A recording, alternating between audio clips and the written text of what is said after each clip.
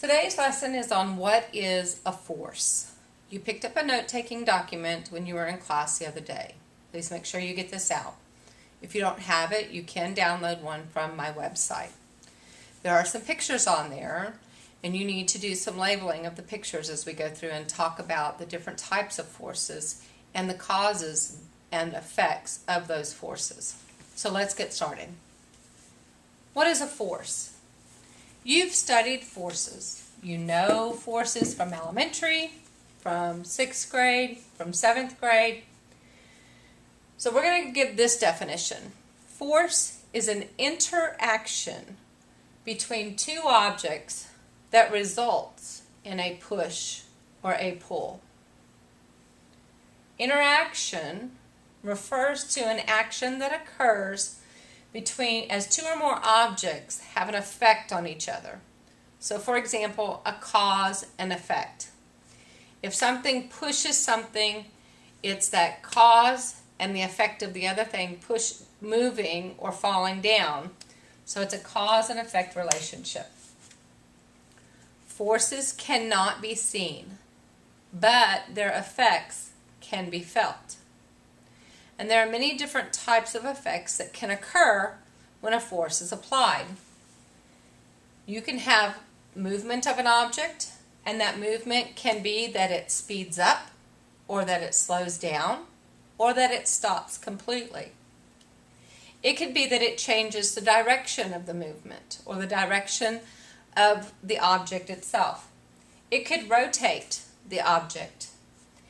It can also change the shape of an object. We'll do some more work with these effects of force in class, so just be prepared and know that these are the different things that can occur when a force is applied. So let's look at some types of forces. We have a gravitational force. This is an interaction that's due to the mass of two objects. Mass affects force. Here we have our Earth and we have the Moon, and it's that gravitational pull between the two masses that keep the Moon rotating around the Earth where it does. We have magnetic forces. This is the attraction between two objects that may be magnetic, and it can be also, it's an attraction or a repulsion, pushing it away. You've taken two magnets before and you push them together.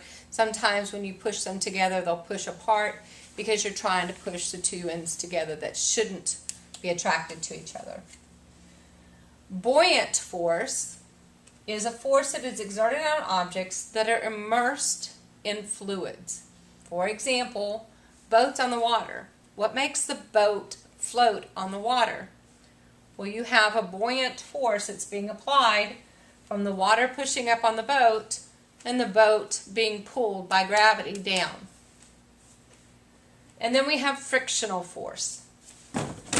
Frictional force is the force between two solid objects that resist sliding across each other.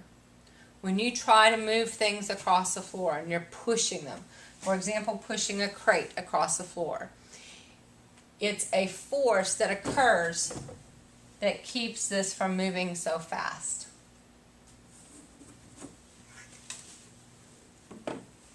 Let's talk about what a net force is. A net force is the total force that's being exerted upon an object. You have, for example, two students that are playing tug of war. Both students are going to pull equally hard. So I have my student here and another student here, and they're pulling, and I represent their force with the arrow, and I show that the length of their arrow is the same to show that the forces are equal. When I go to add these two forces together, one is pulling this way, one's pulling that way. They cancel each other out, and we end up with what's called a net force of 0. It's the amount of force that's being applied to the whole system. The force of each student can be represented by arrows, and the length of the arrows shows equal force in opposite directions. because the forces are equal, they can cancel each other out, and this equal force is also called a balanced force. So let's look at the meaning of a balanced force.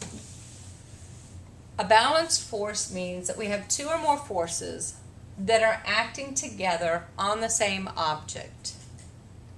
The total forces that is exerted in one direction is equal to the strength of the force being acted upon the object in the opposite direction.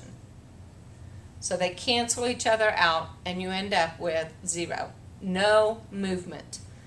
With balanced forces, there is no movement.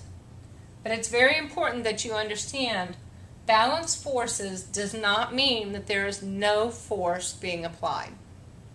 And we'll talk some more about this tomorrow in class. For example, you sitting on a chair.